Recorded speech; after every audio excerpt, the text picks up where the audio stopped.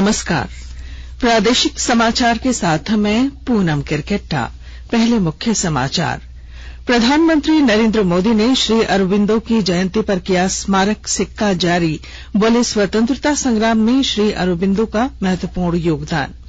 मुख्यमंत्री हेमंत सोरेन ने लोहरदगा में विकास योजनाओं की प्रगति की समीक्षा करते हुए अधिकारियों को समय पर कार्यों को पूरा करने का दिया निर्देश।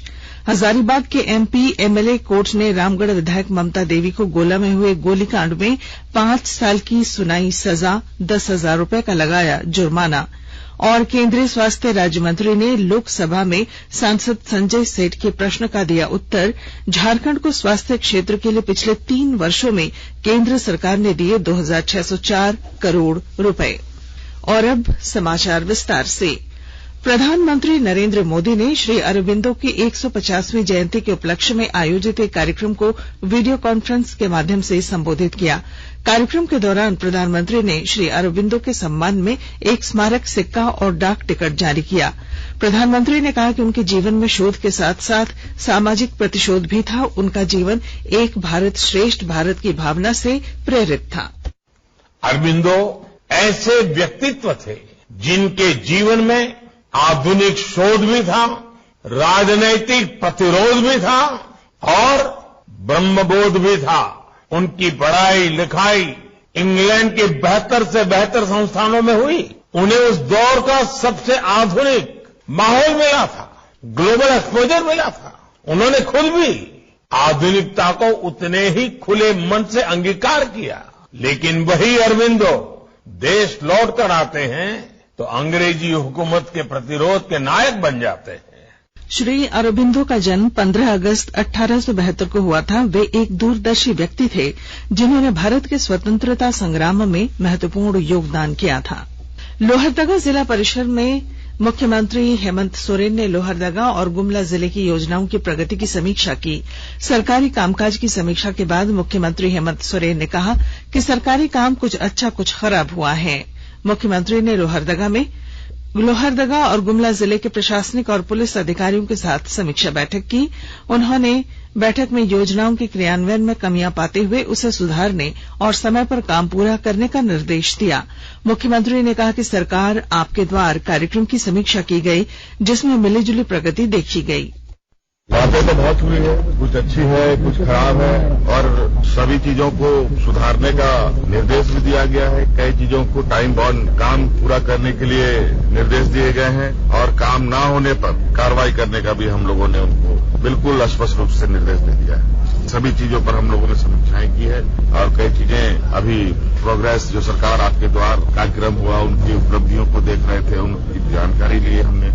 कई जगह संतोषजनक है, कई जगह उदासीनता है, उन सब जगह को और तेजी लाने का हम लोगों ने निर्देश दिया है। वहीं मुख्यमंत्री ने खतियानी जोहार यात्रा में लोगों को संबोधित करते हुए कहा कि उनकी सरकार राज्य को संवारने का काम करेगी। उन्होंने इस दौरान सरकार द्वारा किए गए कार्यों को लोगों के बीच रखा। सांसद सुनील सोरेन ने लोकसभा में देवघर जिले के सारठ प्रखंड के सिकटिया में थर्मल पावर प्लांट स्थापित करने की मांग रखी। लोकसभा में अपने क्षेत्र में थर्मल पावर प्लांट की स्थापना की मांग उठाते हुए उन्होंने कहा कि वर्तमान में यहां एनटीपीसी कहलगांव और डीवीसी मैथन से बिजली आपूर्ति हो रही है। उन्होंने कहा कि दुमका लोकसभा के देवघर जिला सारठ प्रखंड में सिकटिया बराज अवस्थित है। यहां थर्मल पावर प्लांट स्थापित करने की तमाम संभावनाएं हैं। सरकार ने आज स्पष्ट किया कि कोविड महामारी के दौरान रोकी गई केंद्र सरकार के कर्मचारियों और पेंशन भोगियों की महंगाई भत्ते और महंगाई राहत की बकाया किस्तें जारी करना व्यावहारिक नहीं है। 2020 में कोविड के प्रतिकूल प्रभाव और केंद्र द्वारा किए गए कल्याणकारी उपायों के कारण वित्त वर्ष 2020-21 के बाद तक उसका राजकोषीय प्रभाव मौजूद रहा। वित्त राज्य मंत्री पंकज चौधरी ने आज राज्यसभा में एक प्रश्न के लिखित उत्तर में यह जानकारी दी। आकाशवाणी के ताजा तरीन समाचारों के लिए आप हमारी वेबसाइट newsonair.com पर लॉग ऑन कर सकते हैं।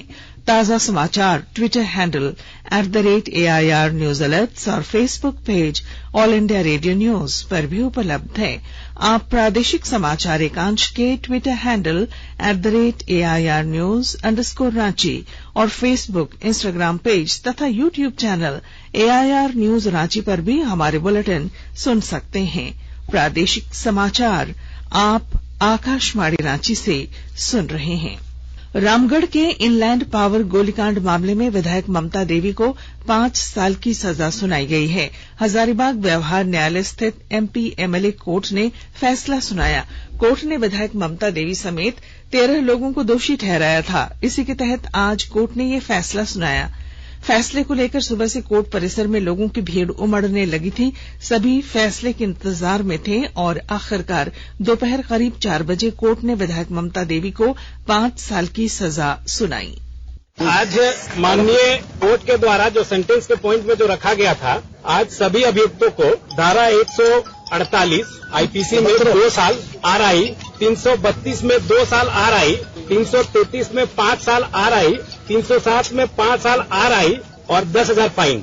इंक्लूडिंग ममता देवी को 148 में 2 साल आरआई, 332 में 2 साल आरआई, 333 में 5 साल आरआई और 10,000 फाइन और 307 में 5 साल आरआई और 10,000 फाइन और सभी सजाएं सब साथ साथ चलेंगे। रांची के सांसद संजय सेठ द्वारा लोकसभा में स्वास्थ्य से जुड़े सवाल का जवाब देते हुए केंद्रीय स्वास्थ्य मंत्री ने बताया कि बीते 3 वर्षों में केंद्र से राज्य को 2,604 करोड़ की राशि दी गई है।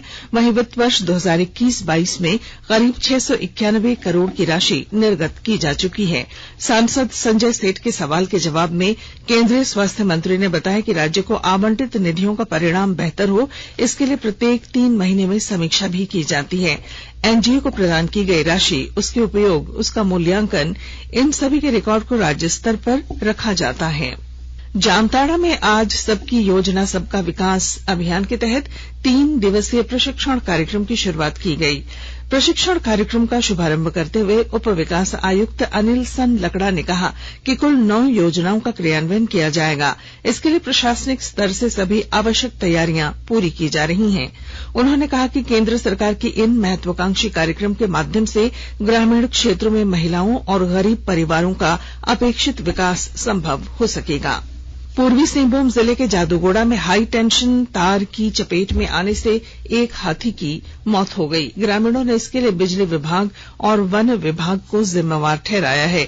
ग्रामीणों का कहना है कि तार काफी नीचे था, जिसकी कई बार बिजली विभाग को सूचना दी गई थी, जिसके बाद ये घटना घटी। नागरिक अधिकार संरक्षण अधिनियम 1955 के तहत 1 दिवसीय कार्यशाला का आयोजन किया गया। इस मौके पर मंत्री जोबा मांझी ने कहा कि प्रत्येक नागरिक को अपने तरीके से जीने का मौलिक अधिकार है। उन्होंने कहा कि नागरिक अधिकार संरक्षण कानून, चाहे वह भारत सरकार या राज्य सरकार द्वारा बनाए गए हों, वह तभी लाभदायक हो सकता है। कार्यशाला चाईबासा में आयोजित की गई थी। और अब कुछ संक्षिप्त खबरें। मालदा डीआरएम विकास चौबे ने मिर्जा चौकी स्टेशन में कार्यरत गेटमैन सोनू सिंह को सोमवार को बीते दिनों एक व्यक्ति की जान बचाने को लेकर सम्मानित किया। Sahibganj civil surgeon doctor Ramdev Paswan ने आज सामुदायिक स्वास्थ्य केंद्र बरहेट और पतना का औचक निरीक्षण किया। निरीक्षण के दौरान उन्होंने स्वास्थ्य कर्मियों को कई निर्देश दिए। दुमका में कोयला, पत्थर और बालू के अवैध खनन को रोकने के लिए अनुमंडल पदाधिकारी महेश्वर महतो ने जिले के सभी अंचल अधिकारियों और थाना प्रभारियों के साथ जिला खनन टास्क फोर्स की बैठक की। और अब बुलेटिन के आखिर में मुख्य समाचार एक बार फिर।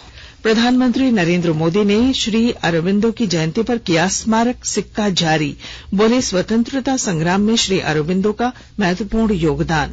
मुख्यमंत्री हेमंत सोरेन ने लोहरदगा में विकास योजनाओं की प्रगति की समीक्षा करते हुए अधिकारियों को समय पर कार्यों को पूरा करने का दिया निर्देश। हजारीबाग के एमपी एमएलए कोर्ट ने रामगढ़ विधायक ममता देवी को गोला में हुए गोलीकांड में 5 साल की सुनाई सजा, 10,000 रुपए का लगाया जुर्माना।